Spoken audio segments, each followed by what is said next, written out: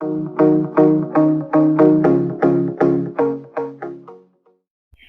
everyone, welcome to Explore Chemistry. This is Madhvi. In this particular video, we are going to discuss about Barfoot test. So this test is basically done to identify the presence of monosaccharides in the given compound. Okay, so अगर हमें given compound के अंदर जो कि carbohydrate है, अगर हमें पता करना है कि given compound के अंदर मोनोसेकेराइड प्रेजेंट है या नहीं है, तो हम बारफोर्ड टेस्ट का यूज करते हैं. बारफोर्ड टेस्ट के अंदर we will use a reagent called Barfoot reagent. Now the question arises, what is Barfoot reagent? So it is a solution of cupric acetate in acidic acid solution. ठीक है, in acidic acid solution. Now what is the function of copper acetate? It will provide cupric ions in the solution. Cupric ion is basically Cu2 plus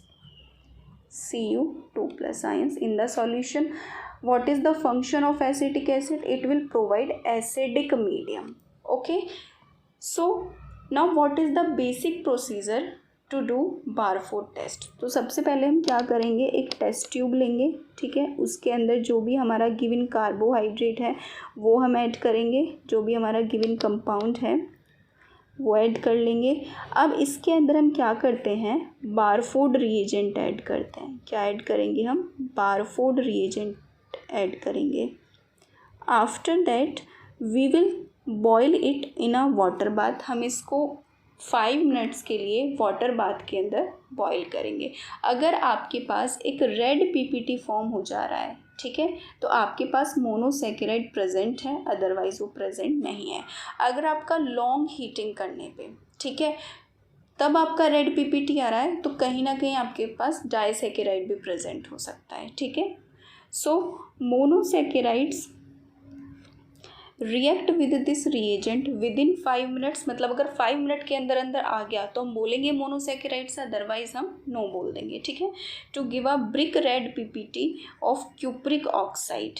ठीक है, disaccharide take a longer time to react because जो aldehydic function होता है वो masked होता है acetal linkage से. For example lactose, maltose, उसके अंदर आपका क्या होता है, एसिटल लिंकेज होता है. ठीक है, अब देखो क्या किस तरीके से रेड पीपीटी आया. ये आपके क्यूप्रिक आयंस थे. ठीक है, क्यूप्रिक आयंस क्या हो गए हमारे क्यूप्रस ऑक्साइड में क्या हो गए, रिड्यूस हो गए. यहाँ पे कॉपर +1 है तो क्यूप्रिक आयन क्यूप्रस आयन में कन्वर्ट हो गए.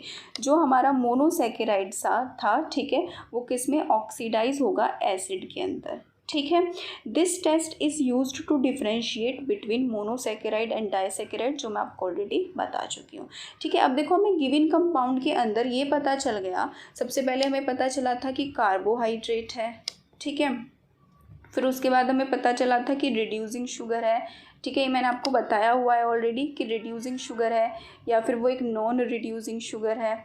ठीक है, उसके बाद हमारा जो थर्ड स्टेप था वो ये था कि ये रिड्यूसिंग शुगर जो है वो एक मोनोसेकेराइड है या फिर एक डाइसेकेराइड है. ठीक है, अगर मोनोसेकेराइड है तो पॉजिटिव टेस्ट आएगा, अगर बारफोर्ड टेस्ट, या अगर डाइसेकेराइड है तो एक तरीके से नेगेटिव टेस्ट आएगा. टाइम लगेगा रेड पीपीटी बनने में.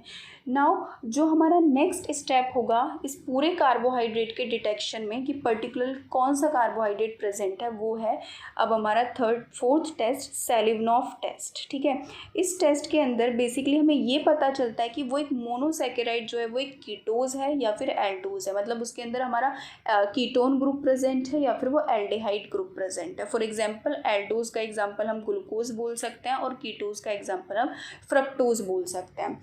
ठीक है, now ketose dehydrate very rapidly, ठीक है, under acidic conditions to give a furfural which reacts with resorcinol to give a coloured product. देखो ये रहा हमारा एक कीटोस. ठीक है, अगर 5 कार्बन्स होंगे तो हमारे पास कीटो पेंटोज बोलेंगे, और अगर हमारे पास इस R की जगह CH2H आ गया तो 6 कार्बन, जिसे हम कीटो हेक्सोज बोलेंगे. ठीक है, तो होता क्या है कि एसिडिक मीडियम के अंदर हमारा क्या होता है, डिहाइड्रेशन होता है, इस तरीके से वाटर मॉलिक्यूल का निकल के हमारा फर्फ्यूरल का फॉर्मेशन होता है। ये मैंने डिटेल में मॉलिश टेस्ट में इसका मैकेनिज्म डिस्कस भी किया था कि कैसे फॉर्म होता है, ठीक है, ये फर्फ्यूरल कैसे फॉर्म होता है, ठीक है। अब ये क्या होता है, इस resorcinol is basically first second third, अगर हमारा फर्स्ट और थर्ड पोजीशन पे OH ग्रुप लगा होता है तो हम उसे क्या बोलते हैं, रेसोरसाइनोल।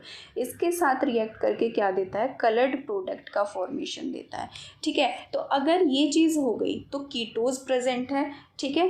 अब देखो जो एल्डोज होते हैं ना वो थोड़ा टाइम लेते हैं to produce colour, because under the same conditions aldose form furfural slowly. देखो इस पॉइंट को मैं थोड़ा अच्छे से समझाती हूँ। जो हमारे कीटोज थे, ठीक है, उनके अंदर तो रैपिडली कलर आ जाता है, लेकिन जो एल्डोज होते हैं ना वो थोड़ा सा टाइम लेते हैं, क्योंकि उनके अंदर जो फर्फ्यूरल होता है ना वो थोड़ी टाइम में बनता है। उसका रीज़न ये होता है कि देखो यहाँ पे ना आपका डायरेक्ट एक कीटोज फॉर्म हो रहा है, तो ये वाली चीज़ होने में कुछ तो टाइम लगा होगा ना, ये एक बीटा एलिमिनेशन होने में कुछ तो टाइम लगा होगा, तो इस वजह से जो एल्डोज होंगे वो कुछ ना कुछ टाइम ज़्यादा लेंगे कीटोज के केस से, ठीक है। तो ये कहीं ना कहीं ज़्यादा टाइम लेते हैं एल्डोज वाले, और जो कीटोज वाली शुगर्स होती हैं वो रैपिडली आपका कलर्ड प्रोडक्ट का फॉर्मेशन कर देंगे, ठीक है। उसके बाद जो हमारे एक पॉइंट और है कि जो कीटो हेक्सोज होते हैं वो रेड कलर का फॉर्मेशन, रेड कलर का कॉम्प्लेक्स फॉर्म करते हैं, ठीक है, जो प्रोडक्ट आता है। और जो कीटो पेंटोज होंगे वो ब्लू ग्रीन कलर का फॉर्मेशन। तो हमें यहाँ से ये भी पता चल जाएगा वो पर्टिकुलरली हेक्सोज है या पर्टिकुलरली पेंटोज है, ठीक है। Okay, so I hope this is clear to you.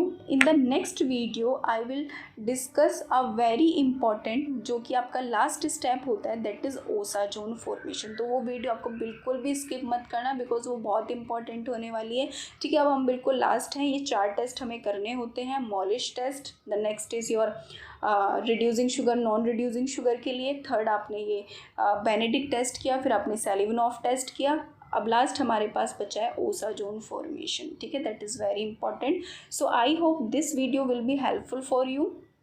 Thank you very much.